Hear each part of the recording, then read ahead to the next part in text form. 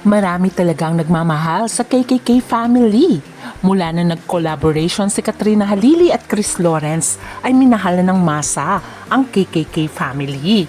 Dahil nga nais ng mga fans na sana magkabalikan si Chris Lawrence at Katrina Halili. At maraming kinikilig sa dalawang ito. Sana nga daw ay mabuo ang pamilya KKK. At alam naman natin si Chris Lawrence ay matagal na nasa Amerika dahil sa series of shows. Sino kaya ang susundo sa kanya?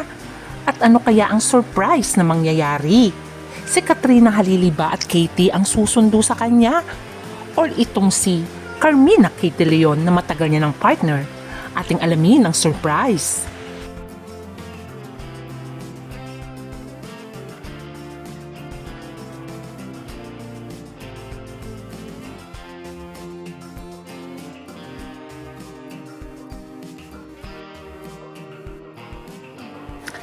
Marami talaga ang kinikilig ngayon kay Katrina Halili.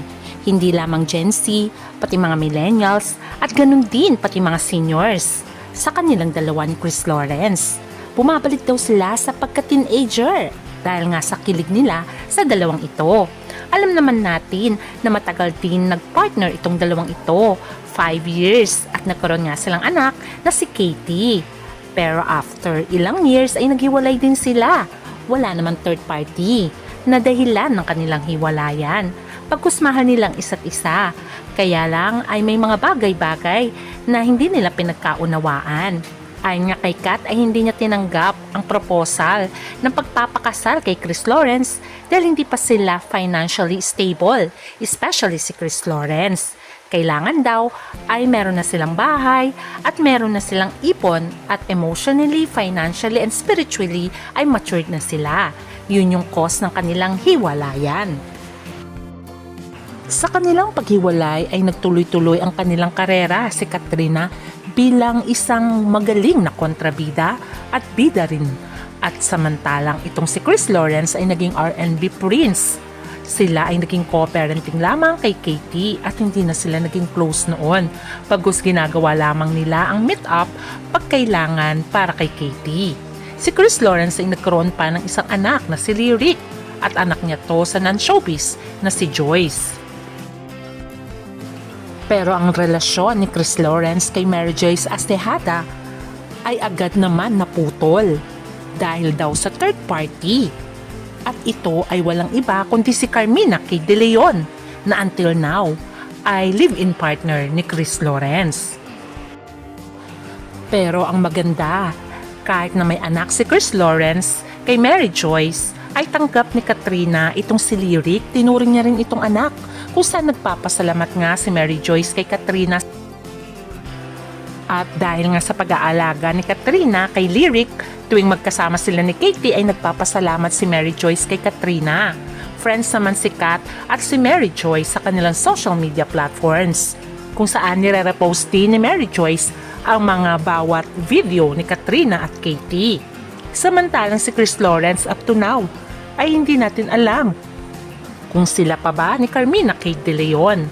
Dahil nga alam natin na sinasabi nga nilang collaboration lamang at co-parenting ang ginagawa ni Kat at ni Chris Lawrence alang-alang kay Katie.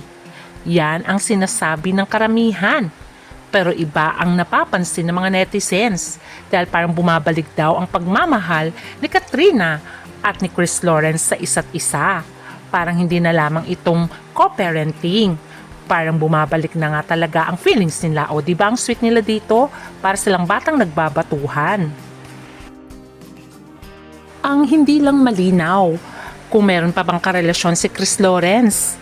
Dahil nga ang sinasabi nitong Carmina ay sila pa daw ni Chris Lawrence. At ginagawa lamang daw ni Chris Lawrence ito para kay Katie. Para i-promote ang produkto ni Katie.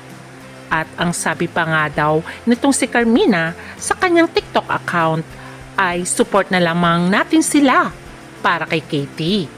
Pero marami nang nagsasabi na hiwalay na daw itong si Chris Lawrence at itong si Carmina.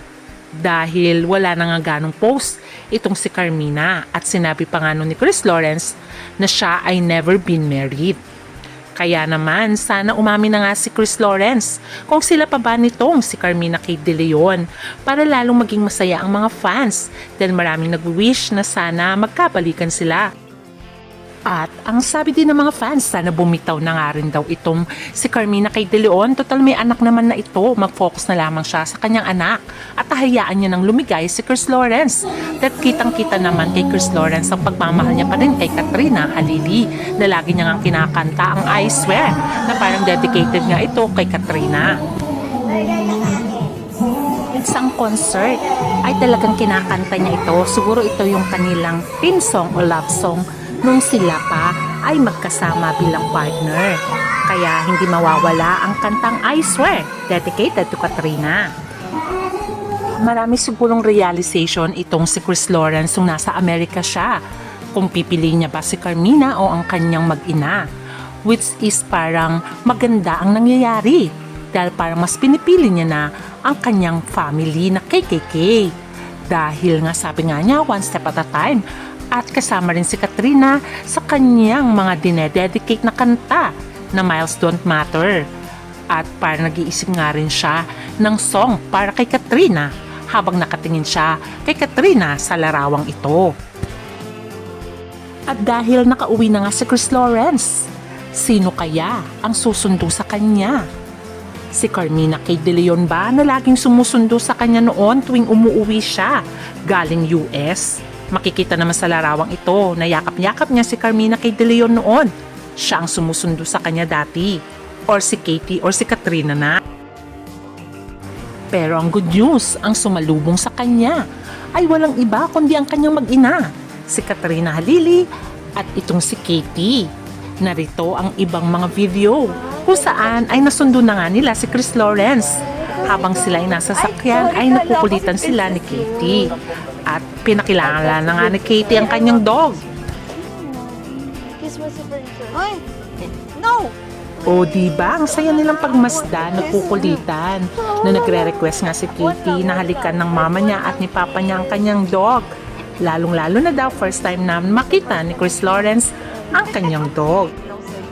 At ang nakakatuwa pa, ay binigay na ni Chris Lawrence ang perang kanyang ibinenta na produkto ni Katie, ang Katie's Balm. At niremit niya na nga ito kay Katrina na parang wifey. O diba naman, para na silang totoong pamilya at totoong mag-asawa. Thank you. O diba, para na silang mag-asawa dito. Ibinigay na nga ni Chris Lawrence lahat ng kanyang pera na ibinenta niya Katie's Balm kay Katrina. Niremit niya na ang pera sa kanyang wifey. O diba naman, ang sweet. At talaga naman, makikita mo ang kaligayahan ni Katie. At makikita mo na happy family sila dito. Sana nga ay mabuo ang pamilya KKK. Wala pang plano. Gumising para tapos pasakitin yung ulo. Diba? At least ang nagsundo na kay Chris Lawrence ay ang kanyang mag-ina. At sana tuloy-tuloy na ang kanilang bonding moments together. At sana nga mabuo ang pamilya na nila dahil maganda silang pagmasdan na magkasama. At syempre, mas lalong magiging maganda kung mabuo ni Chris Lawrence ang kanyang pamilya at sana si Katrina din ay mahalin niya muli si Chris Lawrence at bigyan ng chance. Dahil bagay naman silang talaga at nandun pa rin ang pagmamahal nila sa isa't isa. Kaya abangan na lang natin ang susunod na bonding moments ng KKK family. At sana wag nyo naman kaligtaan i-like, share, and subscribe my YouTube channel for more KKK family updates. Until next time, bye!